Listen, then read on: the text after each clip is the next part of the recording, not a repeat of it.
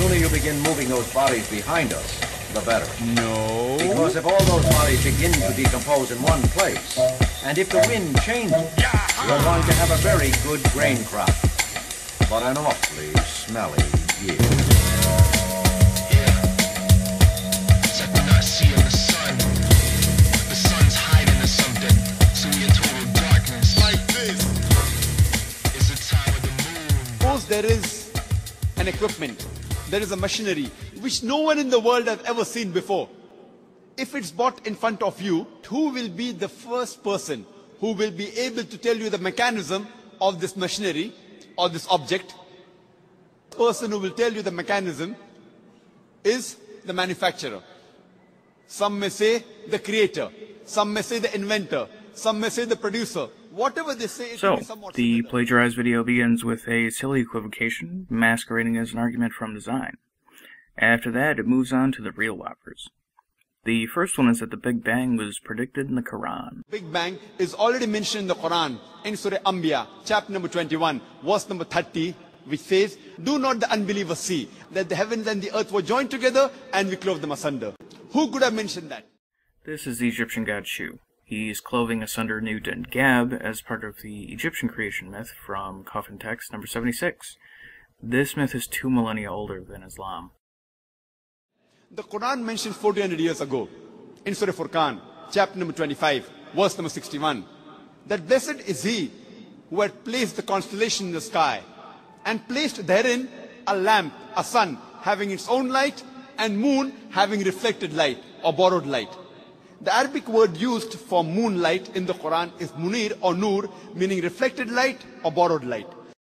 According to Stop Spamming 1, link in the description, the verse itself is using the same word for moonlight that it uses for phrases like the light of Allah, and it uses the same word for sunlight as it uses for phrases like the light of Muhammad.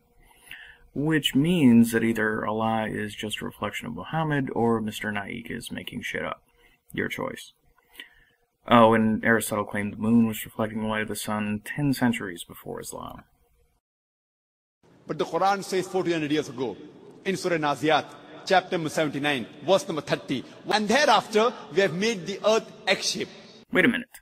The Quran doesn't say the earth is egg-shaped. The Arabic word dahaha, one of its meaning is the earth is an expanse. The other meaning is derived from the Arabic word duya, which means an egg. According to Al-Munjid's Arabic dictionary and Lane's lexicon, that isn't what the words mean. Dahaha, which is the actual word used in the Quran, literally translates to he spread it. Duhiya, the word he's talking about, refers to the place where an ostrich sweeps the earth flat with its feet in order to lay an egg or potentially hide an egg after it's been buried. Both of these words are derived from dahawa, which is their common root verb. So this argument is twice removed from reality. Firstly, the Quran doesn't use the word he wants it to use, and secondly, the word he wants it to use doesn't mean what he says it means.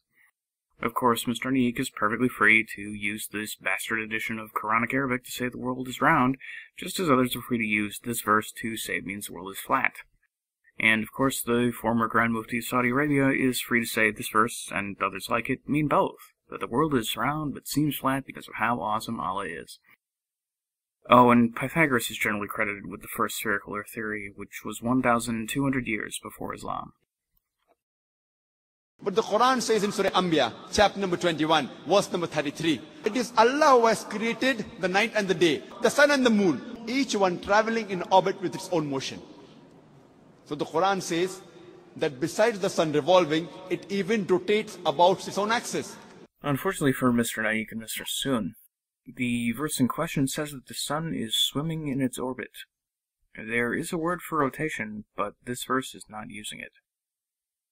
This verse and others were used by the same Grand Mufti of Saudi Arabia in a redacted 1971 fatwa, when he proclaimed that space travel was a Western conspiracy, in part because the Quran proved the sun and moon move in their orbits around the earth.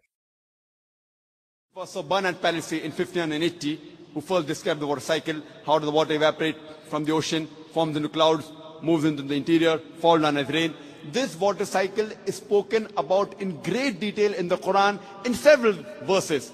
In Surah Az-Zumur, chapter 39, verse 21. In Surah Rum, chapter number 30, verse 24. In Surah Hijr chapter 15 verse 22, in Surah Mu'minun chapter number 23 verse number 18, in Surah Nur chapter number 24 verse number 43, in Surah Rum chapter number 30 verse 48, in Surah Araf chapter number 7 verse number 17, in Surah Furqan chapter number 25 verse 48 to 49, in Surah Fatir chapter number 35 verse number 9, in Surah Yasin chapter number 36 verse number 34, in Surah Mulk chapter number 67 verse number 30, in Surah Tariq chapter number 86 verse number 11.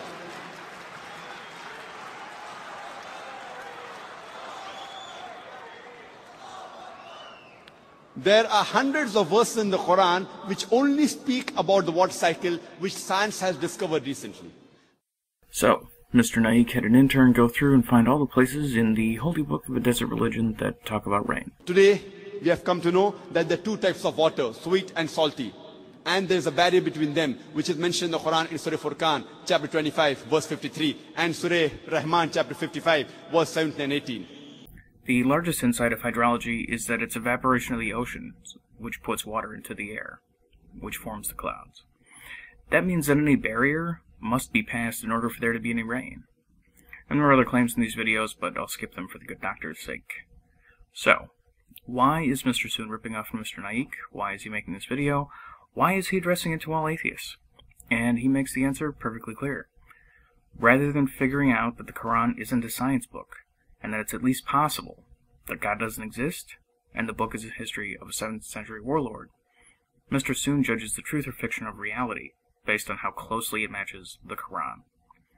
A book that was written, as they're so fond of reminding us, before human beings invented telescopes, before they invented microscopes, before they sailed around the globe, before they flew in the air, before they walked on the moon, and before they figured out how to communicate in real time with people thousands of miles away.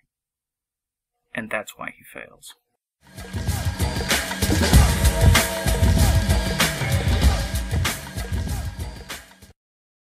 And it doesn't refer to a normal egg, it refers to the egg of an ostrich.